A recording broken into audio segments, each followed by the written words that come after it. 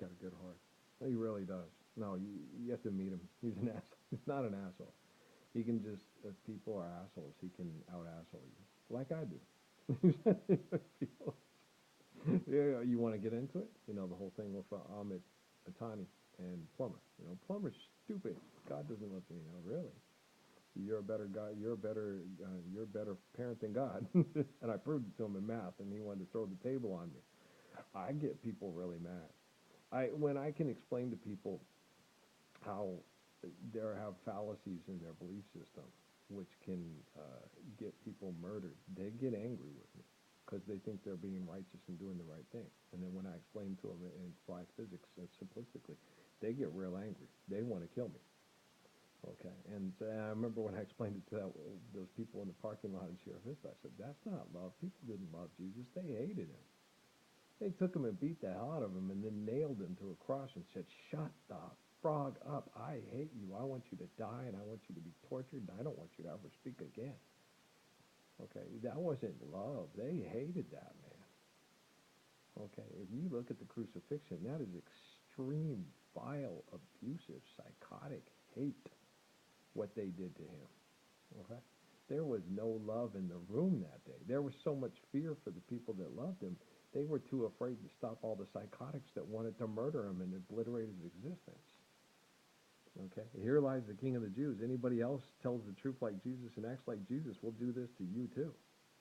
And all the rest of the guys that followed him are like, they're going to do that to me too. And Jesus told them at the Last Supper, yep.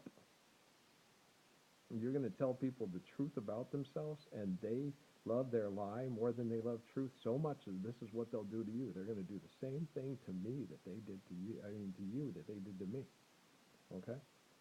My job was to take them on with the medical industry, the military industry, the pharmaceutical industry, the banking industry, the entertainment industry, and take them on without becoming irrationally, psychotically violent, and help evolve the technology to save us from them that would use technology to abuse us all. And it was really, really difficult. And I'm still in the process of it. I'm on my way down, okay, from detoxing. And my hand is, and a lot of it is just alleviating stress and getting people to hit different psychological aspects of their neurological development. And they're using technology to evolve coding. And so we're finally coming down. And it's like, okay. And I had to sit and figure stuff out. And I'm like, I'm going to do this. No, just try to get to the dentist. Get that stuff taken care of. You have an amazing immune system, but they push it to the point where it's just psychotic. And you hate dealing with them. And, my feeling is I shouldn't have had to have gone through this crap, but I did volunteer for it. Okay, but it's horrible that they put drugs in the food at the soup kitchen and try to rot my teeth out and cause me health problems that can kill me, like it does other people at the soup kitchen, and you don't care. If people shouldn't have to take refuge in narcotics to survive their horrible lives because they can't compete with anybody in the NFL, NBA, FIBA, The Voice, American Idol, so you think you can dance. Look who's dancing. Look who's dancing now. Look at old Granny B. Oh, she got the groove for sure. Bet you want more. Look who's dancing. When people want to dance, it should be a happy dance, and they should be able to dance any way they dance. There shouldn't be compared to other people and compared to other people.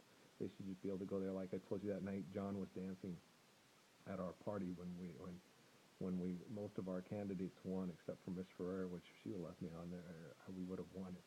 We would have won all of them. Yeah, because Archuleta was going to win no matter what. I was swinging female votes that were Republican to the Democrats because I was explaining the stuff in applied physics and dynamics better. The other kids were just giving them the pitch that the lady from Columbia wanted. The Ferrari lady would have won if they had left me on that campaign. I was convincing more voters to switch.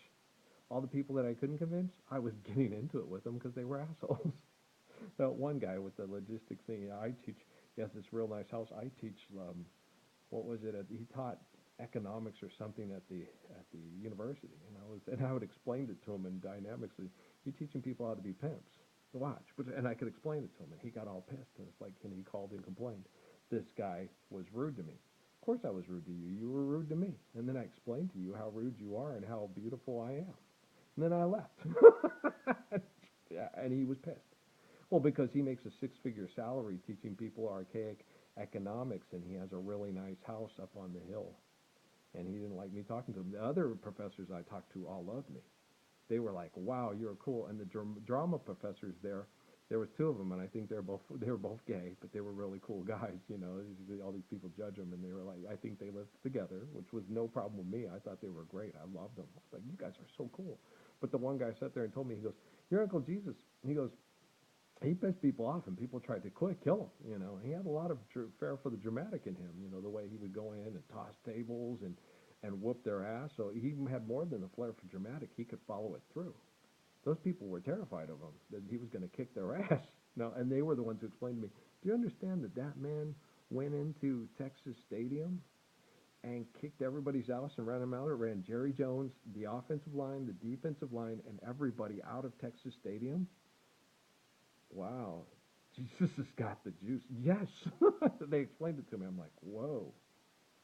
Yeah. No, if you would have had the temple, you would have had the offensive line and the defensive line and all the defensive backs of the Dallas Cowboys, the cops with their guns and everybody in there selling themselves, the cheerleaders, he kicked every last one of them out of AT&T Stadium and ran them out in the street and tossed over all their cleaned out the bars, tossed over the bars and everything. You know, and they explained that to me. I was like, dang, I got a lot more mickety mac and wickety whack and swiggity swag than I ever thought I had, y'all.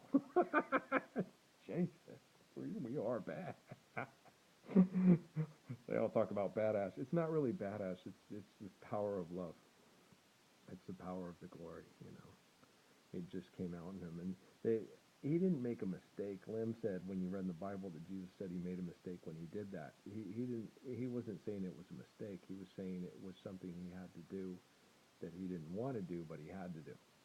Okay, and it led to his crucifixion, which he knew he had to do because otherwise, because we explained it to him in the Garden of Gethsemane, and then on the cross, you have to be the standard bearer. You have to be the example in the Roman Empire how to worship God over money, God over mammon. You know, so you have to do this, Jesus. And it's like, but I don't want to. Just like I did with him when he talked to me in Sierra Vista.